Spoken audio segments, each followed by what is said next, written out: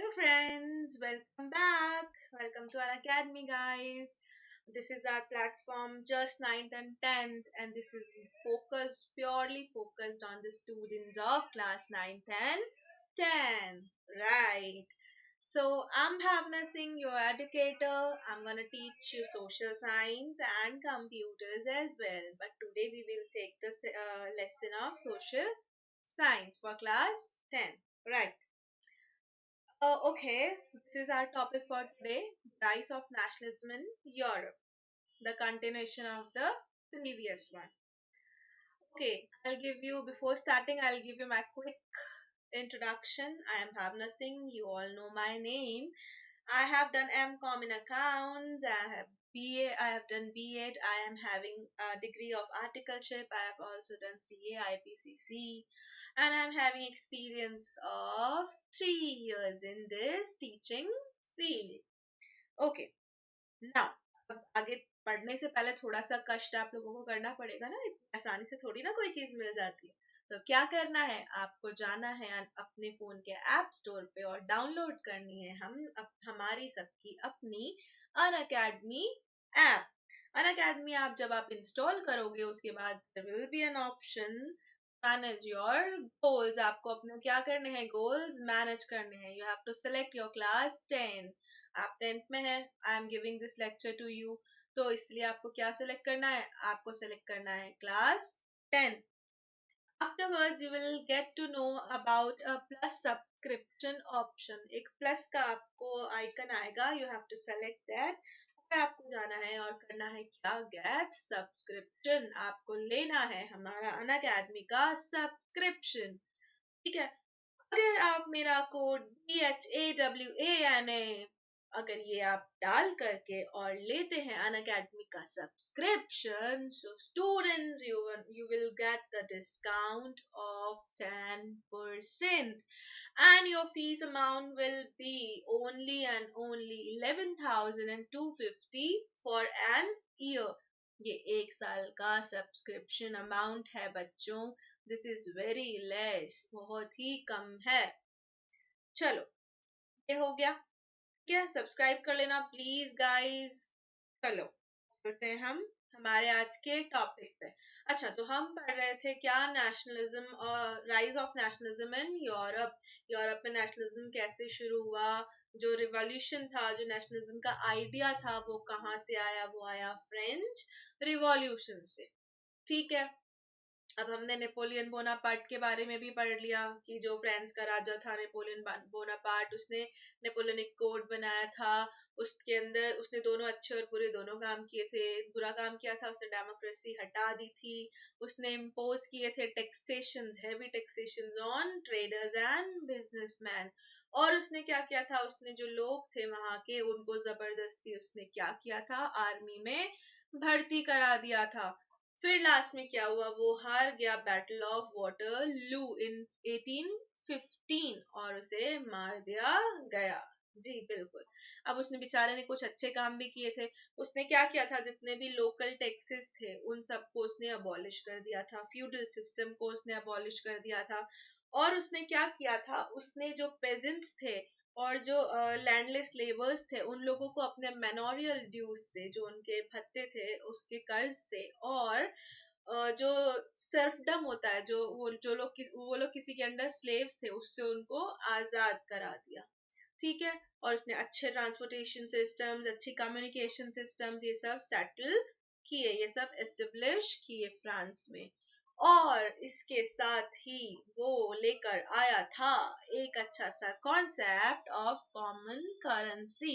उसने लगा दी पूरे फ्रांस में कि अब से चलेगा एक ही करेंसी। वो क्या होगी, वो जो भी करेंसी थी उस टाइम की, वो उसने कॉमन करेंसी कर दी। और उसने लगाए uniform laws for weight and measurement. Uniform laws लगा दिए कि भाई अब वेट और मेजरमेंट्स दोनों जो होंगे वो यूनिफॉर्म होंगे सबके लिए। मेरा 1 किलो, आपका 1 किलो। ऐसा नहीं कि मेरे पास अगर कोई 1 किलो चीज है तो आप बोलो उसको कि नहीं ये तो 600 ग्राम ही है या 700 ग्राम ही है। हाँ, ठीक है। चलो, ये तो हमने पूरा उसका एक क्विक रिवीजन कर लिया, रिव्यू देख लिया। अब क्या हुआ, the making of nationalism in Europe. अब धीरे धीरे जो यूरोप के अंदर है नेशनलिज्म बन रहा था। एकदम से तो हो नहीं गया होगा सब कुछ ना, सब सारे नेशन स्टेट्स एकदम से तो बन नहीं गए होंगे। कोई ना कोई किसी न किसी से इंस्पायर हुआ, फिर धीरे धीरे वहां के लोगों ने रिवॉल्यूशन करना शुरू किया एग्जिस्टिंग अपने जो रूलर्स थे उनके खिलाफ, और फिर जाके कहीं आया नेशनलिज्म इन यूरोप। जो हमारा कॉन्टिनेंट है यूरोप, इसके अंदर आया नेशनलिज्म। अब हम देखते हैं कि थोड़ा सा पीछे चलते हैं बैक स्टोरी में। जब रिवॉल्यूशन शुरू हुआ था उसके पहले की जो सिचुएशन थी वो क्या थी? कोई नेशन स्टेट नहीं था in the mid of 18th century, जो 18वीं जो शताब्दी थी। 18th सेंचुरी की जब मैं बात कर रही हूँ तो मैं बात कर रही हूँ कहाँ की? ईयर 1700 से लेकर ईयर 1800 तक की। 1700 से 1800 जो साल है उसके बीच की मैं बात कर रही हूँ। अब जो मिड 18th सेंचुरी थी यूरोप में, वहां पे क्या नहीं था? वहां कोई नेशन स्टेट्स नहीं होते थे। नेशन स्टेट मैंने आपको पहले बताया था, राइट? याद है कि नहीं? याद ही होगा। चलो ठीक है। तो जो नेशन स्टेट थे वो कोई नेशन स्टेट एग्जिस्ट नहीं करते थे यूरोप में। लेकिन अगर हम देखें मॉडर्न डे में, आज के टाइम पे जो है, हम देखें अगर जर्मनी, इटली, स्विट्जरलैंड, ये सब जो है ये किंगडम्स में डिवाइडेड थे। राजा का राज चलता था, अलग अलग तरह के राजा, अलग अलग डायनेस्टी के राजा वहां पे राज करते थे। Dashes and cantons whose ruler had their autonomous territory, और dashes और cantons जो थे उनके जो रूलर्स थे उनकी खुद की क्या होती थी? एक ऑटोनॉमस टेरिटरी होती थी कि भैया ये वाला एरिया मेरा, ये वाला एरिया तेरा, तू मेरे एरिया में मत आना, मैं तेरे एरिया में नहीं आऊंगा। ठीक है, इस तरह से जो है वो जर्मनी, इटली और स्विट्जरलैंड में राज चलता था। ठीक है, चलता है आज भी इनफैक्ट। ठीक है, तो ईस्टर्न और सेंट्रल यूरोप जो थे वो किसके थे अंडर? वो थे ऑटोक्रेटिक मोनार्की के अंदर। ऑटोक्रेटिक क्या होता है? द वर्ड ऑटोक्रेटिक या ऑटोक्रेसी का मतलब होता है ऊंचे तबके के लोग। जो लोग अच्छी रॉयल फैमिली से या जो हाईली एजुकेटेड फैमिली से बिलोंग करते हैं उनको हम कहते हैं ऑटोक्रेट्स, एरिस्टोक्रेट्स। ओके, तो ऑटोक्रेटिक मोनार्की के अंदर वो लोग आते थे कि ऑटोक्रेटिक का मतलब होता है जो चली आ रही है। जैसे मोनार्की जो है, जो राजा का राज है, वो उसका पापा भी राजा था, फिर उसका पापा भी राजा था, फिर उसका पापा भी राजा था। तो ऐसे सेंट्रल और ईस्टर्न यूरोप के अंदर ऑटोक्रेटिक मोनार्की चलती थी कि भैया ऑटोमेटिकली जो राजा का बेटा है वही राजा बनेगा।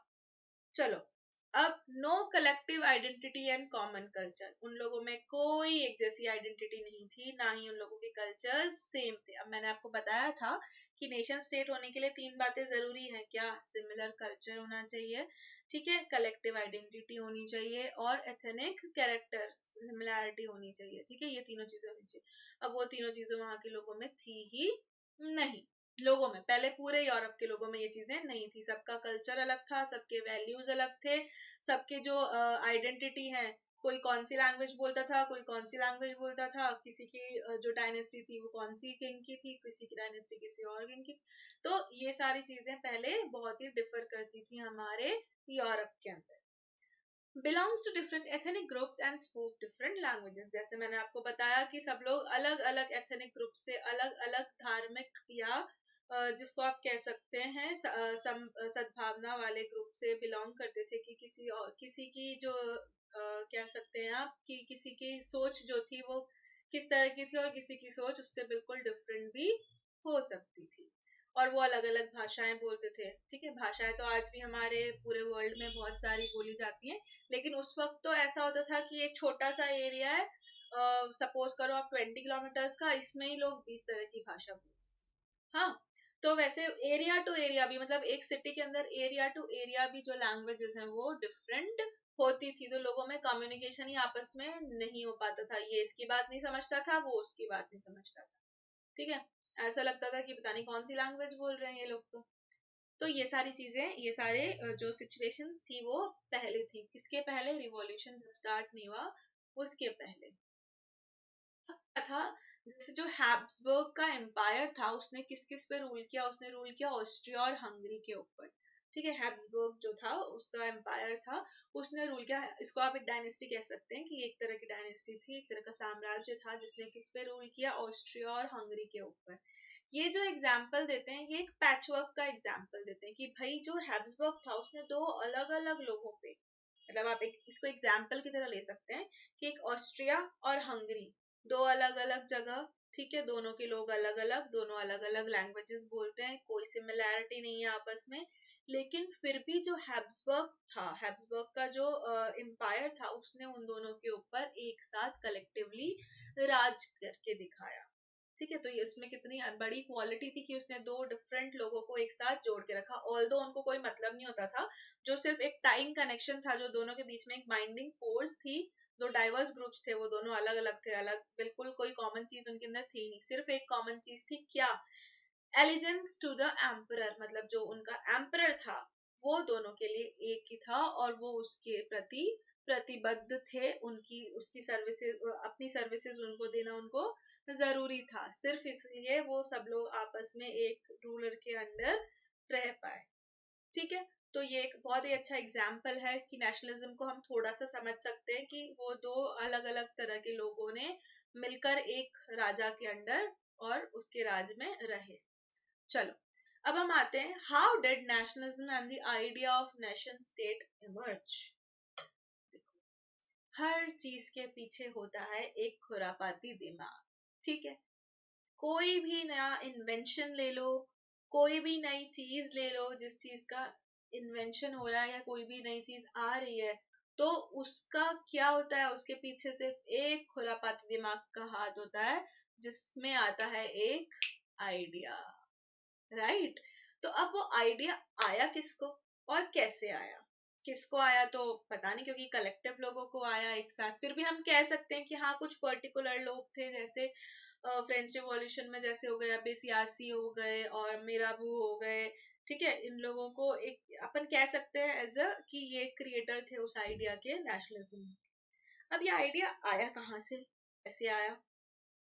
तो अब ये आया aristocracy and the new middle class, ये टॉपिक हम पढ़ते हैं, इससे हमें समझ में आ जाएगा कि नेशनलिज्म का आइडिया कहाँ से आया। एरिस्टोक्रेसी क्या होती है? एरिस्टोक्रेसी वो क्लास ऑफ पीपल होते हैं, उच्च तबके के लोग, ऊपर की जो अपर क्लास होती है, उनके समझदार, एडुकेटेड, पढ़े लिखे, ठीक है, जिनको बात करने का तमीज तहजीब होती है, खाने के जिनको मैनर्स होते हैं, वो एकदम मैनरफुल सोसाइटी के जो लोग होते हैं उनको हम कहते हैं ऑटो एरिस्टोक्रेट्स। ठीक है, so socially and politically, a landed aristocracy was the dominant class of the continent. अब ये जो social और politically बहुत strong लोग थे, ठीक है, lands भी थे इनके पास, ये एक dominant class बन गई पूरे continent की। किस continent की बात कर रहे हैं हम? अमेरिका की? नो, हम बात कर रहे हैं कहाँ की? यूरोप की, राइट। तो हम बात कर रहे हैं यूरोप कॉन्टिनेंट की, जो कि उस वक्त जिसमें क्या चल रहा था, रिवॉल्यूशन के, ये पहले का हम स्टोरी सुन रहे हैं कि नेशनलिज्म का आइडिया कहाँ से आया। तो कहाँ से आया नेशनलिज्म का आइडिया? कि एक एरिस्टोक्रेसी वाले लोग आए, एरिस्टोक्रेसी मतलब तमीज तहजीब वाले उच्च तबके के लोग, वो आए और उन्होंने सोशली और पॉलिटिकली बहुत ही एक स्ट्रॉन्ग अपना ओपिनियन रखा, वो डोमिनेंट, उन्होंने डोमिनेंस दिखाई अपनी, ठीक है, डोमिनेंट क्लास थी उस पूरे कॉन्टिनेंट की। अब क्यों थे वो डोमिनेंट? क्योंकि उनके पास लैंड्स थे, उनके पास एस्टेट थे, बड़े बड़े खेत खलियान, बड़ी बड़ी जमीनें थी, टाउन्स में उनके हाउसेस थे, उनके घर थे, ठीक है, एकदम प्रेस्टिजियस लोग थे वो। लेकिन वो थे कौन? फर्स्ट एस्टेट वाले नहीं थे, ना ही सेकंड एस्टेट वाले थे, ये तो हम फ्रांस के कॉन्टेक्स्ट में बात कर रहे हैं। लेकिन कुछ ऐसे लोग थे जो सब लोग एक कॉमन लाइफ, एक कॉमन वे ऑफ लाइफ में यूनाइटेड थे, ठीक है, जैसे उनकी पार्टीज होती थी, सोफिस्टिकेटेड पार्टीज, उसमें वो सब लोग जाते थे, इंटरैक्ट करते थे आपस में एक दूसरे से, तो उनकी सोच भी वैसी ही थी। तो वो सब लोग क्या है, एक कॉमन लाइफ को एंजॉय करते थे, या वो एक कॉमन लाइफ के थ्रू एक दूसरे से यूनाइटेड थे, ठीक है। They spoke French and for the purpose of diplomacy, वो लोग क्या बोलते थे? वो लोग बोलते थे फ्रेंच, फ्रेंच भाषा का वो प्रयोग करते थे अपने डिप्लोमेसी के पर्पज से, मतलब डिप्लोमेसी मतलब कोई भी अगर उनको काम है, कोई ऑफिशियल काम है, तो उसके लिए वो क्या यूज करते थे? फ्रेंच यूज करते थे। मतलब घर में वो कोई भी लैंग्वेज बोलते हो, लेकिन जब अगर उन्हें कोई डिप्लोमेटिक काम है, या उन्हें कोई पॉलिटिकल या वैसा कोई काम है तो उसके लिए वो क्या यूज करते थे, वो यूज करते थे फ्रेंच लैंग्वेज का। ठीक है, अब जैसे हम लोग हैं घर में हम हिंदी बोलते हैं या जो भी आपकी रीजनल लैंग्वेज होगी आप वो बोलते होगे, लेकिन अगर हम 10 लोगों के सामने ना we are sophisticated, we'll try to talk in English, right, and we try to give a good impression over them, right, ऐसा ही करते हैं। ठीक है, तो वो लोग भी ऐसा ही करते थे। चलो, families were connected by the ties of marriages। अब जो उनकी families थी, बहुत ऐसा थोड़ी ना कि कोई एक ही family थी अरिस्टोक्रेसी में, अरिस्टोक्रेट्स की एक ही family थी, ऐसा नहीं था, बहुत सारे लोग थे वो। और उनकी जो families थी आपस में वो किससे connected रहती थी, वो marriages के थ्रू connected रहती थी। मतलब जो अरिस्टोक्रेटिक फैमिली का मेंबर है वो दूसरी अरिस्टोक्रेटिक वाली फैमिली से ही शादी करेगा, नॉर्मल किसी और दूसरे फैमिली से शादी नहीं करेगा। उसका रीजन होता था, एक तो पहला ये कि वो अपनी प्रेस्टीज को मेंटेन करना चाहते थे, और दूसरा वो सोचते थे कि हमारे कल्चर्स जो हैं वो बिल्कुल सेम है ऑलमोस्ट, तो हमारे जो बच्चे हैं उनको प्रॉब्लम नहीं आएगी नया कल्चर अडॉप्ट करने में या नई चीजों को समझने में। और जो हमारा लेवल है या तो उसके बराबर के लेवल के लोगों में ही हम शादी करेंगे और उससे लेवल ऊपर वालों में शादी करेंगे। तो उनका जो पूरा फोकस था वो रहता था कि हाँ हम सिमिलर जो हमारी ग्रुप है, जो हमारी फैमिली का ग्रुप है, हम उसी में अपने बच्चों की शादी करें। ठीक है, तो वो किससे जुड़े हुए थे, एक शादी के बंधन से वो लोग आपस में जुड़े हुए रहते थे। फिर this was a small powerful group, ये एक छोटा ग्रुप था, बहुत ज्यादा लोग नहीं थे इस ग्रुप के, लेकिन ये बहुत ही पावरफुल ग्रुप था, बहुत ही इन्फ्लुएंसिंग ग्रुप था। ठीक है, इनके पास बहुत सारी पावर्स थी। पावर्स कैसे थी, क्योंकि इनके पास पैसा भी था, दौलत भी थी, शोहरत भी थी, लैंड्स भी थे, घर भी थे, और ये पढ़े लिखे भी, एडुकेटेड भी थे, इनको सारी नॉलेज भी थी। तो इसलिए ये क्या होगा, ये एक बहुत ही पावरफुल ग्रुप हो गए। और सबसे मेन बात, इन लोगों में क्या थी, इनमें थी यूनिटी। ठीक है, जिससे ये एक दूसरे से जुड़े हुए रहते थे। तो जब मुट्ठी खुली है तो क्या आप इसे तोड़ सकते हैं, बिल्कुल, लेकिन अगर मुट्ठी बंद है तो क्या आप इसे तोड़ पाएंगे, नहीं। तो ऐसे ही ये सब लोग आपस में जुड़े हुए थे एक दूसरे से। ठीक है, majority of population made up of pageants. अब ये जो पॉपुलेशन थी इनकी, ये जो मेजोरिटी थी, ये कहाँ से किन से बने हुए थे, ये सारे थे थर्ड स्टेट के ही लोग, इनमें कोई नोबेल फैमिली का या कोई क्लर्गी फैमिली का नहीं था, ये मोस्टली बने हुए थे पेजेंट्स से। पेजेंट्स पढ़े थे आपने फ्रेंच रेवोल्यूशन में, तो ये पेजेंट्स की फैमिली से आते थे। ठीक है, अब ये कैसे आए, जब इनका सब जो पेजेंट्री था वो उस फैमिली से ये लोग बिलोंग करते थे थोड़े, क्योंकि उसमें बिग बिजनेसमैन भी आते हैं, राइट, तो बिग बिजनेसमैन की फैमिलीज आप कह सकते हैं कि ये होती थी। अब in Western Europe, their lands were farms by tenants and small owners। अब जो वेस्टर्न यूरोप था, वेस्टर्न यूरोपियन जो कंट्रीज थे, वहां पे जो उनके लैंड्स थे, अब इन लोगों के क्या लैंड हर जगह थे, पूरे ऑल अराउंड द यूरोप थे। तो जो वेस्टर्न यूरोप में जो इनके लैंड्स थे, वो लोग उस पे कौन फार्मिंग करता था, उस पे फार्मिंग करते थे इनके टेनेंट्स, इनके जो मजदूर थे वो। और जो छोटे स्मॉल ओनर्स होते हैं, जो थोड़े टाइम के लिए आपका लैंड लेते हैं रेंट पे और फिर उस पे खेती करते हैं और फिर आपको वापस रिटर्न कर देते हैं, तो उस टाइप के जो लोग थे वो इनके खेतों पे फार्मिंग करते थे या उनके खेतों पे काम करते थे। ठीक है, in eastern and central Europe it was cultivated bye serves. लेकिन जो ईस्टर्न और सेंट्रल यूरोप था, वहां पे ये फ्यूडल सिस्टम के फ्यूडल लेबरर्स से काम कराते थे।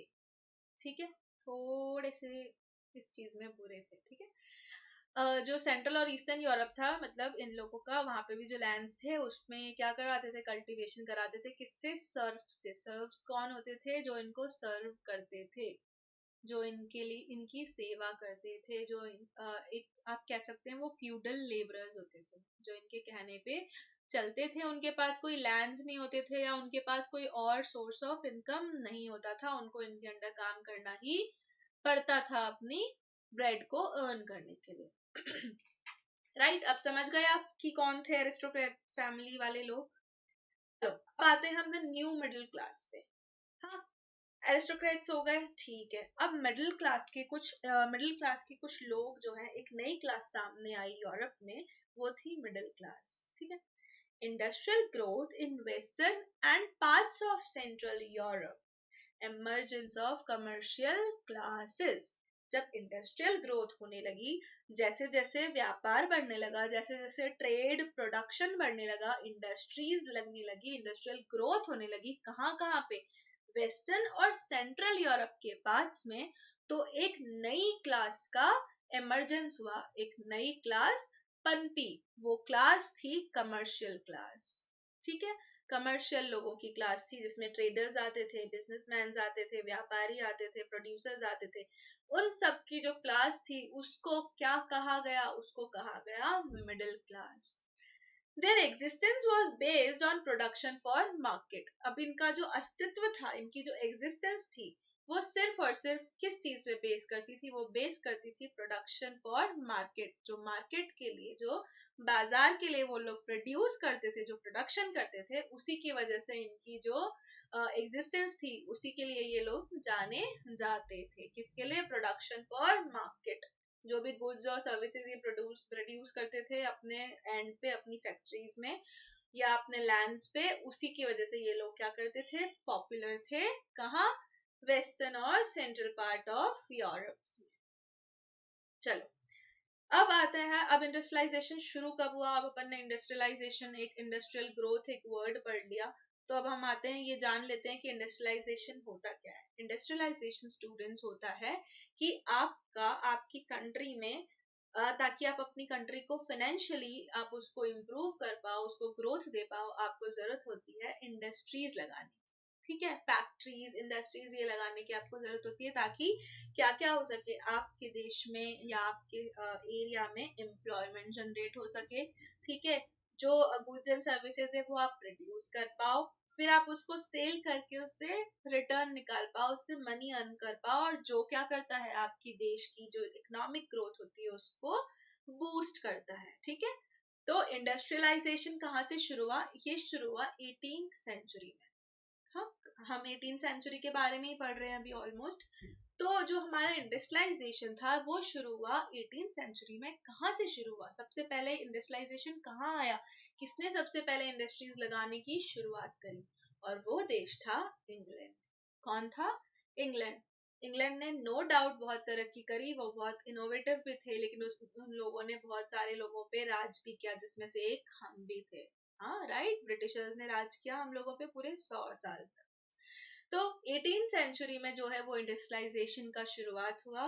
फिर 19th सेंचुरी में फ्रांस और जर्मनी में ये स्टेप उठाया गया। ठीक है, पहले इंग्लैंड ने शुरुआत करी 18th सेंचुरी में, फिर 19th सेंचुरी जब आई तो उसने, फ्रांस और जर्मनी ने देखा कि अच्छा इंग्लैंड ऐसा कर रहा है, अब हम भी ऐसा करेंगे। ठीक है, तो उन्होंने अपने कंट्री में भी इंडस्ट्रियलाइजेशन की शुरुआत करी, इंडस्ट्रीज लगाई, व्यापार बढ़ाया, और जिससे क्या हुआ, वो इकोनॉमिकली स्ट्रांग होते चले गए। चलो, industrialist, businessman and professionals consisted middle class. अब मिडिल क्लास जब हम पढ़ रहे हैं तो हम जानेंगे कि हम उसमें किस किस को इंक्लूड करते थे, कौन कौन लोग थे जो उसके अंदर आते थे। पहले आते थे इंडस्ट्रियलिस्ट, मतलब जो बड़े बड़े उद्योगपति थे, जिनके वहां पे उद्योग चल रहे थे, जिनकी इंडस्ट्रीज चल रही थी, वो लोग सब आते थे किसमें? मिडिल क्लास में। फिर आते थे बिजनेसमैन, जो क्या करते थे? व्यापार करते थे, खरीदते थे और बेचते थे। वो सारे बिजनेसमैन की जो फैमिलीज थी, जो कैटेगरी थी, वो किस में आती थी? वो भी आती थी हमारी मिडिल क्लास में। फिर आते थे प्रोफेशनल्स। अब कुछ प्रोफेशनल्स हो गए जैसे टीचर्स, लेक्चरर्स हो गए, या आप कह सकते हैं अकाउंटेंट्स हो गए, डॉक्टर्स हो गए। ठीक है, तो ये जितने भी जो प्रोफेशनल्स होते हैं, जो प्रोफेशनल सर्विसेज अपनी प्रोवाइड करते हैं, वो सब किस में आते थे? वो सब भी आते थे मिडिल क्लास में। Smaller in number till late 19th century. अब ये 19th सेंचुरी के लास्ट तक ये बहुत ही कम संख्या में थे, लेकिन उसके बाद फिर इन लोगों की जो पॉपुलेशन है वो बढ़ती ही चली गई। राइट, चलो, the idea of national unity followed by the abolition of aristocratic privileges gained popularity। अब जो नेशनल यूनिटी का जो आइडिया आया वो कहाँ से आया? वो आया कि abolition of aristocratic privileges gained popularity। जो aristocratic privileges थे, जो ये मिडिल क्लास थी, इन्होंने जो aristocrats थे, वही जो उच्च तबके के लोग थे, उन लोगों के जो privileges थे उनको abolish कर दिया। राइट, तो उनको abolish किया तो क्या हुआ, एकदम से ये पॉपुलर हो गए, एकदम से लाइमलाइट में आ गए। तो उससे शुरू हुआ हमारा एक आइडिया ऑफ नेशनल यूनिटी। वहां से हमारा एक नेशनलिज्म का छोटा सा आइडिया निकल के सामने आया कि हाँ, हम लोग सब आपस में यूनाइट हो सकते हैं, हम एक नेशन बना सकते हैं, राइट। तो यहाँ से आया हमारा idea of national unity, nationalism. What did liberal nationalism stands for? अब एक वर्ड आई है लिबरल और दूसरी है नेशनलिज्म। नेशनलिज्म तो आपको पता है, हम पढ़ रहे हैं स्टार्टिंग से। लेकिन लिबरल क्या है मैम? लिबरल है, this is an this is liberal means Libre. ये एक लेटिन वर्ड है। लिबरलिज्म जो है ये एक लेटिन वर्ड लिबर से ओरिजिनेट हुआ है, जिसका मतलब होता है फ्री, राइट। फ्री होता है लिबर का मतलब, तो मतलब कि बहुत सारी चीजों में फ्रीडम देना, बहुत सारी चीजों को फ्री करना, उसको हम कहते हैं क्या? लिबरलाइजेशन या लिबरलाइज्म। चलो, idea of national unity were closely allied to the ideology of liberalism. अब जो आइडिया ऑफ नेशनल यूनिटी था, उसके साथ साथ एक चिपका हुआ था आइडिया ऑफ लिबरलिज्म। मतलब हम नेशनल यूनिटी भी दिखाएंगे और हम लिबरलिज्म भी लेकर आएंगे। कैसे? क्योंकि अगर मान लीजिए हम एक साथ हैं, एक साथ खड़े हैं, किसी चीज के खिलाफ हम लड़ाई कर रहे हैं, तो हम वो चीज अबॉलिश कर देंगे और फिर हम कोई अच्छी चीज लाना चाहेंगे, राइट। हम किसी चीज को जो हमारे लिए लिबरल हो, जो हमारे लिए आसान हो, जो हमारी लाइफ को आसान बनाए, हम वो चीज भी साथ में लेकर आना चाहेंगे। तो जो आइडिया था नेशनल यूनिटी का, उसके साथ साथ लोगों के दिमाग में क्या चल रही थी? लिबरलिज्म की आइडियोलॉजी भी चल रही थी, राइट। तो लिबरलिज्म मैंने आपको बताया, it is derive from a Latin root word that is known as liber. Liber का मतलब होता है फ्री, ठीक है। कहाँ से आया है? ये लैटिन वर्ड से आया है, लैटिन वर्ड लिबर से आया है, जिसका मतलब क्या होता है? Free. I am a free bird now, right. चलो, for the new middle class liberalism stood for freedom for the individual and equality of law, equality of all before law। अब मिडिल क्लास जो थी, उनके लिए liberalism क्या था? उनके लिए थी फ्रीडम, और उनके लिए क्या थी? कि हर एक इंडिविजुअल को जो है वो इक्वली ट्रीट किया जाए लॉ की नजरों में। मतलब किसी को भी कोई प्रिविलेज नहीं मिला जाए, किसी को भी ऐसा नहीं सोचा जाए कि हाँ, ये बहुत ही ज्यादा प्रिविलेज्ड है, बहुत ही ज्यादा इंपॉर्टेंट है और हमारी कोई वैल्यू नहीं है। तो जो मिडिल क्लास थी, जो हमारी न्यू मिडिल क्लास थी, उनके लिए लिबरलिज्म का जो मतलब था, वो स्टूड करता था। वो किस चीज के लिए स्टूड करता था, किस चीज के लिए मायने रखता था? For their freedom and for the equality of all before law, ठीक है। लॉ की नजरों में सब एक साथ हो, एक समान हो, और सबको अपने फ्रीडम का पूरा अधिकार हो। वो अपनी मर्जी से बोल पाए, अपनी मर्जी से अपना ओपिनियन रख पाए, अपनी मर्जी से इधर उधर आ जा पाए, अपनी मर्जी से ट्रेड कर पाए। तो ये उन लोगों का आइडिया था लिबरलिज्म का, ठीक है, जो किसके साथ कनेक्ट हो रहा था, साथ साथ पनप रहा था आइडिया ऑफ नेशनल यूनिटी के। चलो, 19th century liberals also stressed the inviolability of private property। अब क्या था? जो प्राइवेट प्रॉपर्टी होती थी पहले, वो हर कोई नहीं रख पाता था। वो कौन रख पाते थे? सिर्फ फर्स्ट एस्टेट के लोग और सेकंड एस्टेट के लोग, यानी कि जो नोबेलिटी फैमिली से बिलोंग करते हैं, जो राजा रानी होते हैं वो, या फिर जो क्लर्गी होते हैं, जो चर्च वाले लोग होते थे वो। सिर्फ ये दो ही लोग ऐसे होते थे जो अपने पास प्रॉपर्टीज रख पाते थे। बाकी जो नॉर्मल पीपल थे, जो थर्ड एस्टेट के लोग थे, उनको प्रॉपर्टी रखने का अधिकार नहीं होता था। उनके पास अगर कोई थोड़ी बहुत प्रॉपर्टी होती भी थी तो उसको हथिया लिया जाता था राजा या क्लर्गी के द्वारा, ठीक है। तो अब जो 19th सेंचुरी में ये लोग जो आए मिडिल क्लास वाले, इन्होंने एकदम स्ट्रेस डाला एक चीज पे कि भाई कुछ भी हो जाए, हमारी जो प्रॉपर्टी है, हमारी जो प्राइवेट प्रॉपर्टी, उस पर सिर्फ और सिर्फ हमारा ही अधिकार है, उसको कोई हमसे छीन नहीं सकता। तो इस बात के ऊपर भी उन लोगों ने बहुत ज्यादा एम्फेसाइज किया। फिर आया equality before the law did not necessary stand for universal suffrage. अब एक छोटा सा वर्ड आया सफरेज, मैंने उसको हाईलाइट भी किया है। सफरेज का मतलब होता था द राइट टू वोट, ठीक है। अब इक्वालिटी इक्वालिटी की बात चल रही है कि भाई सब लॉ के सामने सब लोग एकदम समांतर हैं, किसी में कोई भेदभाव नहीं है। लेकिन ये भेदभाव जो था वो एक जगह आकर रुक गया और वहां से खत्म नहीं हुआ। ये नेसेसरी नहीं था कि उसके लिए भी वो चीज अप्लाई हो। वो थी यूनिवर्सल सफरेज। सफरेज का मतलब होता है द राइट टू वोट, मतलब आपको वोट देने का अधिकार है या नहीं ये डिसाइड किया जाएगा आपकी कंट्री के लॉज के अकॉर्डिंग। उस टाइम पे ऐसा होता था कि सबको राइट टू वोट नहीं होता था। हर तब जो सिर्फ कुछ स्पेसिफिक मेन थे या स्पेसिफिक आदमी थे, सिर्फ उन्हीं को ही राइट टू वोट होता था। और वो कौन आदमी होते थे? जिनके पास प्रॉपर्टी होती थी, लैंड होते थे, 25 साल से ऊपर के लोग होते थे, उन्हीं को सिर्फ राइट टू वोट होता था। चलो, in revolutionary France, women and men without property don't have the right to vote। जो रेवोल्यूशनरी फ्रांस था, जब रेवोल्यूशन चल रहा था फ्रांस में, तो वहां दो लोग थे जिन लोगों को वोट का राइट नहीं होता था। एक तो होती थी विमेन और दूसरे होते थे वो मेन जिनके पास अपनी प्राइवेट प्रॉपर्टी नहीं है, तो वो लोगों को वोट देने का अधिकार नहीं होता था। तो इस चीज में इक्वालिटी उनकी पता नहीं कहाँ चली जाती थी। राइट, इस चीज में क्वालिटी नहीं है, बाकी हर चीज में क्वालिटी है। अगर आपने कोई क्राइम कर दिया, अगर किसी ने भी कर दिया, तो वो दोनों को बराबर देखा जाएगा हर किसी चीज में। बाकी जो आपके टैक्सेस है, अगर उसने पे किए हैं तो आपने भी पे करने। लेकिन जहां बात आती थी किसकी, राइट टू वोट की, जो वोट है वो बहुत ही ज्यादा इंपॉर्टेंट होता है किसी भी देश की गवर्नमेंट को या किसी भी देश को फॉर्म करने में, उसमें उनकी हिस्सेदारी नहीं होती थी। ओके, अब चलते हैं हम freedom of access to markets. पहले क्या होता था, हर किसी को मार्केट्स के एक्सेस की भी परमिशन नहीं होती थी। राइट, जो सिर्फ एकदम ऊपर अपर क्लास वाले लोग होते थे ना, सिर्फ वही सारा ट्रेड कंट्रोल करते थे, वही हर चीज कंट्रोल करते थे। तो जो नॉर्मल लोग होते थे, जो उन लोगों को क्या था, मार्केट की एक्सेस नहीं थी, लेकिन अब मिली।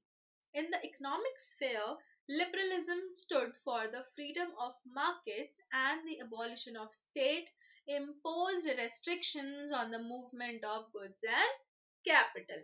अब जो इकोनॉमिक स्फेयर की जब हम बात करें, इकोनॉमिक कैटेगरी की हम बात कर रहे हैं, देश की इकोनॉमी की बात कर रहे हैं, तो जो लिबरलिज्म जब आया उसने क्या किया, उसने लोगों को मार्केट में फ्रीडम दिलाई। लोग एक जगह से दूसरी जगह जा सकते थे, अपने मर्जी के मार्केट में जाके अपने गुड्स और कैपिटल्स को सेल कर सकते थे। पहले क्या होता था, जो स्टेट होता था वो ऑब्लिगेशन लगा देता था कि नहीं भाई, आप हमारे हमारे स्टेट में आके अपना माल सेल नहीं कर सकते। या आप जैसे हमारा ही स्टेट हम पे लगा देता था कि आप दूसरे स्टेट में जाके माल, अपना जो भी गुड्स है, कैपिटल है, वो आप सेल नहीं करोगे, ना ही दूसरी जगह जाके आप इन्वेस्टमेंट करोगे। ठीक है, लेकिन जब लिबरलाइजेशन आया, लिबरलिज्म हुआ, तो ये फ्रीडम भी लोगों को मिल गया कि वो जहां चाहे वहां अपना जो गुड्स और सर्विसेज हैं उनको सेल कर सकते हैं। ठीक है, जो रेस्ट्रिक्शंस थी movement of goods and capital पे, वो हटा दी गई। ठीक है, lots of barriers in the movement of goods due to different currency weights and measures। लेकिन फिर भी अब उन लोगों ने एक जगह से दूसरी जगह जाने की परमिशन तो दे दी, लेकिन क्या हुआ, प्रॉब्लम आने लगी। कैसी प्रॉब्लम आने लगी, जब आप एक जगह से दूसरी जगह, पहले क्या था, करेंसीज अलग, वेट्स अलग, मेजर्स अलग, ये सारी चीजें तो बहुत ही डिफरेंट थी। लॉज सबके अलग अलग, टैक्सेस सबके अलग अलग, तो ये सारी चीजों ने बहुत ही ज्यादा डिफिकल्टी पैदा करी। ये सब बैरियर बन गए, रुकावट बन गई। किस चीज में, मूवमेंट ऑफ गुड्स। ठीक है, एक जगह से दूसरी जगह जब हम गुड्स ले जा रहे हैं, एक जगह से दूसरी जगह जब हम गुड्स लेकर जा रहे हैं, तो उसमें ये एक बहुत बड़ी रुकावट बन गई। क्या, करेंसी का डिफरेंट होना, वेट्स का डिफरेंट होना, मेजर्स का डिफरेंट होना। ठीक है, तो इन सब चीजों की वजह से बहुत ज्यादा प्रॉब्लम आने लगी। Such conditions were viewed as obstacles to economic exchange and growth by the new commercial class, who argued for the creation of a unified economic territory, allowing the unhindered movement of goods, people and capital।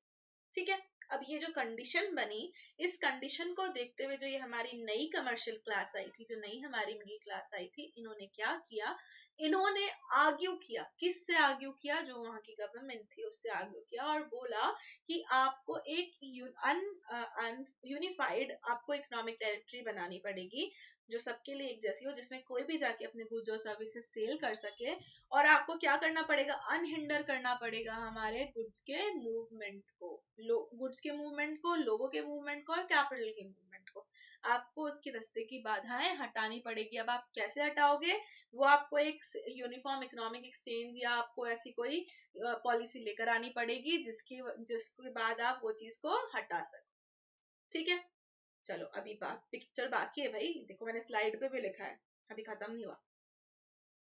ठीक है, freedom of access to market जो था, अब वो सब जो problems आती थी उसकी वजह से 1834 के अंदर कस्टम्स का एक यूनियन बना जिसको कहते थे जॉल्वरीन। वुल्वरीन नहीं है, जॉल्वरीन है। ठीक है, तो जॉल्वरीन जो था वो एक कस्टम्स का यूनियन बना। उन्होंने क्या किया, उन्होंने इनिशिएटिव लिया, ये एक इनिशिएटिव था पर्शिया के और जर्मन स्टेट्स के लोगों का मिलके, पर्शिया और जर्मनी ये दोनों के स्टेट्स का मिलके एक इनिशिएटिव था, उन्होंने बनाया एक कस्टम्स यूनियन जिसको कहते थे जॉल्वरीन 1834 में। अब इससे क्या हुआ, जब ये जॉल्वरीन बना तो बहुत सारी चीजें जो है वो आसान हो गई। जो टैरिफ बैरियर्स थे लोगों के वो अबॉलिश कर दिए गए, मतलब आपको हर जगह पे अलग अलग तरह का टैरिफ नहीं देना, अलग अलग तरह का भत्ता नहीं देना।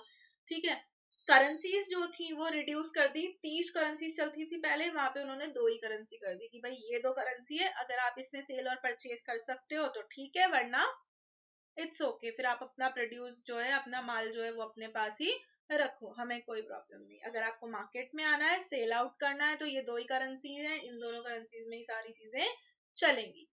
फिर उन्होंने बना दिए स्ट्रॉन्ग रेलवे नेटवर्क्स, बहुत स्ट्रॉन्ग एक रेलवे नेटवर्क फॉर्मेशन हुई, जिसकी वजह से क्या हो गया, बहुत इजी हो गया गुड्स और कैपिटल का एक जगह से, गुड्स का एक जगह से दूसरी जगह मूव होना।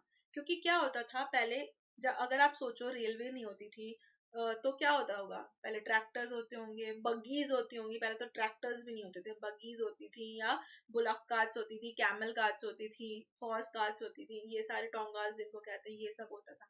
तो लोग अपने उसी में सामान भर के, उसी में थोड़ा जितना भी आता था वो सामान भर के एक जगह से दूसरी जगह ले जाते थे। तो कुछ सामान ऐसा होता था जो उन्हें एक जगह से दूसरी जगह ले जाने के लिए ही इतने दिन लग जाते थे कि उनका वो सामान खराब हो जाता था।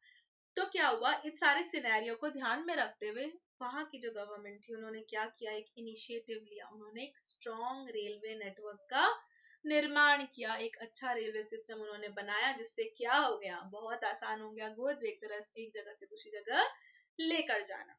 राइट, चलो ये सब चीजें हमने पढ़ी, हमने क्या क्या पढ़ा, हमने पढ़ा कि नेशनलिज्म का आइडिया कहाँ से आया। पहले सिचुएशन देखिए हमने रिवॉल्यूशन के पहले की, कि मिड 18 सेंचुरी में क्या सिचुएशन थी और मॉडर्न डे जर्मनी में क्या सिचुएशन है। जो ईस्टर्न और सेंट्रल यूरोप है वो ऑटोक्रेटिक मोनार्कीज के अंडर काम कर, मोनार्कीज थी, वहां पे कोई कलेक्टिव आइडेंटिटी नहीं थी, कोई कॉमन कल्चर नहीं था, सारे जो लोग थे वो अलग अलग एथनिक ग्रुप से बिलोंग करते थे और अलग अलग भाषाएं बोलते थे। और क्या हुआ, जो हैब्सबर्ग था, नेशनलिज्म के पहले एक हैब्सबर्ग एम्पायर था जिसने किस पे राज किया, ऑस्ट्रिया और हंगरी पे, दो अलग अलग विभिन्न देशों पे, विभिन्न प्रजाति वाले, विभिन्न लैंग्वेजेस वाले, करेंसी वाले दो एक साथ देशों पे उन्होंने एक साथ राज करके दिखाया। ये एक पैच वर्क की तरह आप इसे कह सकते हैं कि हाँ, ये नेशनलिज्म का एक टूटा फूटा सा, उधड़ा हुआ, उधड़ के सिला हुआ, ऊपर से पैच किया हुआ एक उदाहरण है, जो क्या हमें बताता है कि वो जो राजा थे उन्होंने कितनी ग्रेटनेस दिखाई कि दो एक साथ जो कंट्रीज थे उनके उनको एक साथ रूल किया। अब जो वहाँ के लोग थे आपस में एक दूसरे से उनको कोई मतलब नहीं होता था, वो एक दूसरे से आई गेस बात भी नहीं करते होंगे, लेकिन वो सब जो थे वो अलाइंड थे। क्यों अलाइंड थे, क्योंकि उनका एम्परर जो था वो एक कॉमन एम्परर था, एक ही उनका राजा था। राइट, अब ये नेशनलिज्म का आइडिया आया किसके खुरापाती दिमाग में, तो ये आया हमारी न्यू मिडिल क्लास जो हुई उसके दिमाग में। ठीक है, अब एरिस्टोक्रेसी टाइप के कुछ लोग होते थे, ये पॉलिटिकली और सोशली जो थे वो बहुत ज्यादा स्ट्रांग होते थे, डोमिनेट करते थे ये हमारे कॉन्टिनेंट को। ठीक है, इनके पास क्या होते थे, एस्टेट्स होते थे, घर होते थे, खेत होते थे, जमीन जायदाद सब होती थी। ये जो थे ये कॉमन लाइफस्टाइल के थ्रू एक दूसरे से यूनाइटेड रहते थे, इन सब की लाइफस्टाइल एक जैसी होती थी, तो ये आपस में जुड़े हुए होते थे। अब ये जो थे ये डिप्लोमेसी के लिए किसी भी जो भी अगर पॉलिटिकल या कोई भी आपको ऑफिशियल काम है उसके लिए ये क्या यूज करते थे हमारी जो इनकी फ्रेंच लैंग्वेज यूज करते थे। ठीक है, अब इनकी जो फैमिलीज थी वो आपस में किससे कनेक्टेड थी, वो कनेक्टेड थी मैरिजेस से, मैरिजेस ये आपस में एक दूसरे के जैसी कास्ट में करते थे, मतलब कास्टिज्म वहीं से चला हुआ आ रहा है, राइट। फिर अब क्या हुआ, ये एक छोटा सा ग्रुप था लेकिन ये बहुत ही पावरफुल ग्रुप था, बहुत ही इनके पास पावर्स थी, ठीक है। अब इनकी जो मेजोरिटी ऑफ पॉपुलेशन थी वो कहाँ से आती थी, वो आते थे पेजेंट्री से, जो पीजेंट्स की जो फैमिली होती थी उनसे ये लोग उभर के सामने आए, राइट। अब जो वेस्टर्न यूरोप था उसमें जो इनके लैंड्स होते थे उसको टेनेंट्स और स्मॉल ओनर्स जो थे वो उनको हार्वेस्ट करते थे, कल्टीवेट करते थे, ठीक है। लेकिन जो ईस्टर्न और सेंट्रल यूरोप था वहां पे ये लोग क्या करते थे, वो सर्फ से काम करवाते थे। सर्फ्स कौन होते थे, सर्व्स होती थी हमारी फ्यूडल लेबर, जो इनके अंडर काम करती थी। उनके पास लैंड्स वैंड्स कुछ नहीं होते थे तो वो इनके अंडर काम करते थे, ठीक है। फिर आती है हमारी जो न्यू मिडिल क्लास थी, एक न्यू मिडिल क्लास हमारी पैदा हुई। इंडस्ट्रियल ग्रोथ जब हुई वेस्टर्न और सेंट्रल पार्ट्स ऑफ यूरोप में, तो एक कमर्शियल क्लास निकल के उभर के सामने आई, ठीक है। इंडस्ट्रियल जब इंडस्ट्रीज लगने लगी, जब प्रोडक्शन जो है वो वहीं होने लगा, तो सामने निकल के आई क्या, एक कमर्शियल क्लास, जिसका जो एग्जिस्टेंस था वो सिर्फ और सिर्फ किसकी वजह से था, वो था प्रोडक्शन फॉर द मार्केट। ये मार्केट के लिए जो गुड्स और सर्विसेज प्रोड्यूस करते थे, सिर्फ उसी की वजह से इन लोगों का एग्जिस्टेंस था। अब जो इंडस्ट्रियलाइजेशन की शुरुआत है ये हुई स्टूडेंट्स 18th सेंचुरी से। 18th सेंचुरी में सबसे पहले इंग्लैंड में इसकी शुरुआत हुई। इंग्लैंड वो देश था जिसने सबसे पहले अपने यहाँ पे इंडस्ट्रीज लगाई।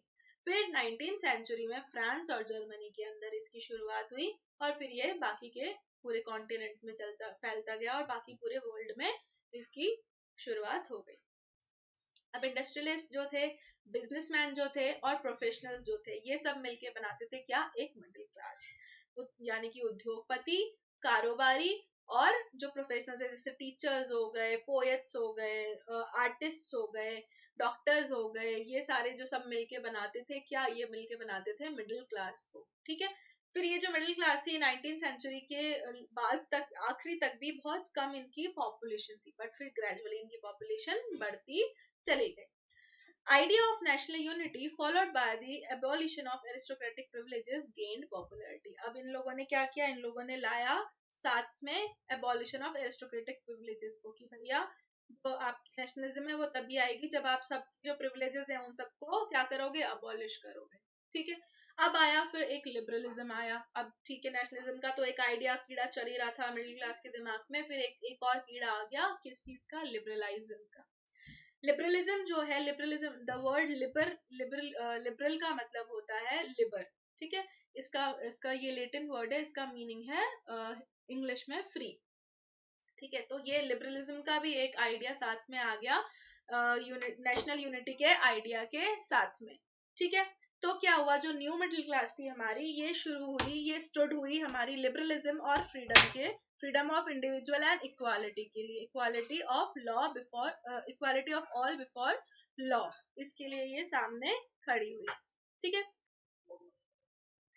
19th सेंचुरी के जो लिबरल्स थे उन लोगों ने इनवॉयबिलिटी ऑफ प्राइवेट प्रॉपर्टी, इस चीज पे बहुत ही ज्यादा स्ट्रेस डाला था, इस पे फोकस किया था कि अब हर किसी को राइट टू प्राइवेट प्रॉपर्टी होना चाहिए। जो पहले जो प्रॉपर्टीज होती थी वो सिर्फ नोबेलिटी और क्लर्जीज के पास ही होती थी, लेकिन अब उन्होंने कहा कि नहीं, अब हर किसी के पास प्राइवेट प्रॉपर्टी का अधिकार है, जिसकी जो प्रॉपर्टी है वो अपने पास खुद रख सकता है, राइट। फिर आया equality before the law did not necessarily stand for the universal suffrage. अभी जो यूनिवर्सल सफरेज था, सफरेज का मतलब होता है द राइट टू वोट, मतलब वोट करना सबका अधिकार है, राइट। लेकिन इस चीज में इक्वालिटी तब नहीं थी, तब सिर्फ वो लोग वोट कर पाते थे जिनके, वो मेन, वो पर्टिकुलरली वो आदमी वोट कर पाते थे जिनके पास क्या होती थी, प्रॉपर्टी होती थी। बाकी के जो आदमी जिनके पास कोई प्रॉपर्टी नहीं है, और जो विमेन थी उस फ्रांस की, वो लोग क्या कर पाती थी, वो वोट नहीं कर पाते थे। तो ये सब हमने देखा इसमें। फिर आया freedom of access to market. अब मार्केट्स में फ्रीडम एक्सेस जो है वो डेवलप कराई किसने, मिडिल क्लास के लोगों ने। कैसे, क्या होता था पहले, जो एक जगह से दूसरी जगह अगर आप जा रहे हैं तो आपको बहुत सारे टैक्सेस देने पड़ते थे, ठीक है। सबके वेट्स और मेजर्स अलग अलग होते थे, सबकी करेंसीज अलग अलग होती थी, तो एक सिमिलैरिटी नहीं थी, जिसकी वजह से मूवमेंट ऑफ गुड्स और कैपिटल में बहुत ज्यादा प्रॉब्लम आती थी, और रेस्ट्रिक्शंस भी पहले लगाई हुई थी कि हाँ, आप इस जगह से बाहर जाके अपना जो गुड्स है वो सेल नहीं कर सकते, ठीक है। तो अब उसके लिए उन्होंने बेटरमेंट शुरू किया। क्या हुआ, एक कस्टम यूनियन बना जिसको कहते थे क्या, जॉल्वरीन। कब बना? 1834 में। अभी किसने मिलके बनाया? पर्शिया और जर्मनी के कुछ स्टेट के लोगों ने मिलकर बनाया। ठीक है, अब इन्होंने क्या किया? इन्होंने जो टैरिफ था उसको अबॉलिश कर दिया। जो करेंसीज थी, जो 30 से ऊपर करेंसीज होती थी, वो सिर्फ 2 करेंसीज पे आ गए कि बस अब ये 2 करेंसी ही चलेंगी। ठीक है, ट्रेडिंग के लिए सिर्फ 2 करेंसी ही चलेंगी। और उन्होंने साथ में क्या किया? एक स्ट्रॉन्ग रेलवे नेटवर्क का फॉर्मेशन किया। उन्होंने एक स्ट्रॉन्ग रेलवे नेटवर्क बनाया जिसके थ्रू जो गुड्स और सर्विसेज का मूवमेंट था वो बहुत ही इजी हो गया। चलिए, तो this was all about your lecture. अब हम आते हैं हमारे interesting part, that is quiz की तरफ। ठीक है, फटाफट से आप मुझे आंसर्स कर दीजिए। Okay, question 1, in which revolution we can see the clear expression of nationalism? कौन से रिवॉल्यूशन में हमें नेशनलिज्म का जो एक्सप्रेशन था वो क्लियरली दिखा? The Russian revolution, the French revolution, the American revolution या ऑल ऑफ द अबव? किस में दिखा था हमें नेशनलिज्म का जो एक्सप्रेशन था सबसे पहले? Mug up, guys, it's very easy. You can do this.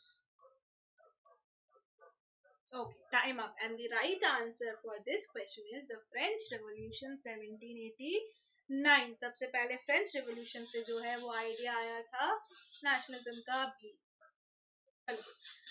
The Habsburg Empire ruled over which area? जो Habsburg Empire था उसने कौन कौन से एरिया के ऊपर रूल किया था? ऑस्ट्रिया हंगरी, ऑस्ट्रिया और जर्मनी, पोलैंड और जर्मनी, लंबार्डी और वेनेशिया। कहाँ कहाँ पे उसने रूल किया था? कौन कौन से एरिया में? It's very easy. Even I'm eager to answer this question. It's very easy. Okay. Now the time up. The right answer for this question is Austria and Hungary.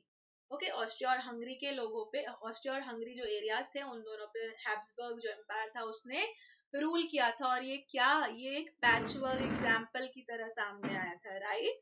चलो, Where did the industrialization first begin in Europe? Industrialization सबसे पहले Europe में कहाँ शुरू हुआ? Germany, France, England, Poland. इन सब में से सबसे पहले कहाँ हुई थी शुरुआत इंडस्ट्रियलाइजेशन की? Come on, people, answer it. Okay, 3, 2, 1, 0. So, the right answer for this question is England. England में सबसे पहले इंडस्ट्रियलाइजेशन की शुरुआत हुई थी। इंग्लैंड वो देश था जिसने सबसे पहले क्या करी थी? हम अपने देश में लगाई थी इंडस्ट्रीज। चलो, question number 4, what do you mean by suffrage? आप सफरेज से क्या समझते हैं? क्या था suffrage? It is right to freedom, right to opinion, right to life और none of the above. This is a little bit tricky question, I guess. थोड़ा जोर लगाना पड़ेगा दिमाग पे, राइट? चलो सोचो। 4, 3, 2, 1 and the time stops. Suffrage क्या था? Suffrage was right to vote. Vote करने का जो अधिकार था उसको कहते थे क्या? सफरेज। ये ना ही राइट टू फ्रीडम था, ना ही राइट टू ओपिनियन, ना ही राइट टू लाइफ था, ये था right to vote. In revolutionary France, who don't have right to vote? अब revolutionary France, जब revolution चल रहा था फ्रांस में, तब उस वक्त में किसको right to vote नहीं था? All women without properties and men, all women with properties and men, all men with properties and women, all men without properties and women. Confusing, ठीक? But it is a mind-storming question for you guys. दिमाग लगाओ। Okay, time up. चलो, क्या सारी women जिनके पास property नहीं थी और सारे आदमी, क्या उनको वोटिंग राइट नहीं था? क्या सारी वुमेन और वो आदमी जिनके पास प्रॉपर्टी थी उनको वोटिंग राइट नहीं था? क्या सारे मेन, सारे आदमी जिनके पास प्रॉपर्टी थी और सारी वुमेन उनको वोटिंग राइट नहीं था? या सारे मेन विदाउट प्रॉपर्टी जिनके पास प्रॉपर्टी नहीं थी और वुमेन उनको वोटिंग राइट नहीं था? तो किसको नहीं था वोटिंग राइट? उन मैन को जिनके पास प्रॉपर्टी नहीं थी और वुमेन को, यानी option C is your correct answer. चलो, moving towards the next question. What was Zolverine? Zolverine क्या था? इसको आप वॉल्वरीन से रिजेंबल कर सकते हो, ठीक है, पर क्या था Zolverine, वॉल्वरीन जो भी है? Was it the name of custom union, name of workers union, name of political union or name of bankers union? किस यूनियन का नाम था Zolverine? 4, 3, 2, 1. And the correct answer for this question is A. Name of a custom union. Custom union जो बनाई थी middle class के लोगों ने मिलके, किस लिए? For the freedom of access in markets, उसका नाम था क्या? Zolverine. चलो, what do you mean by serf? Serf से आप क्या समझते हैं? क्या ये क्लर्गी है? क्या ये फ्रीमैन है? क्या ये मास्टर है? या फिर ये है एक फ्यूडल लेबरर? कौन होते हैं सर्फ? सर्फ वो कपड़े धोने वाला सर्फ नहीं है ये, राइट? This is ACRF. चलो बताओ जल्दी से. 4, 3, 2, 1. Very simple question, students. And the right answer is feudal laborers. ये feudal laborers थे जो काम करते थे किन के लिए? Aristocrats के लिए. कहाँ? सेंट्रल और वेस्टर्न यूरोप के अंदर ये काम करते थे उनके लैंड्स पे, ठीक है.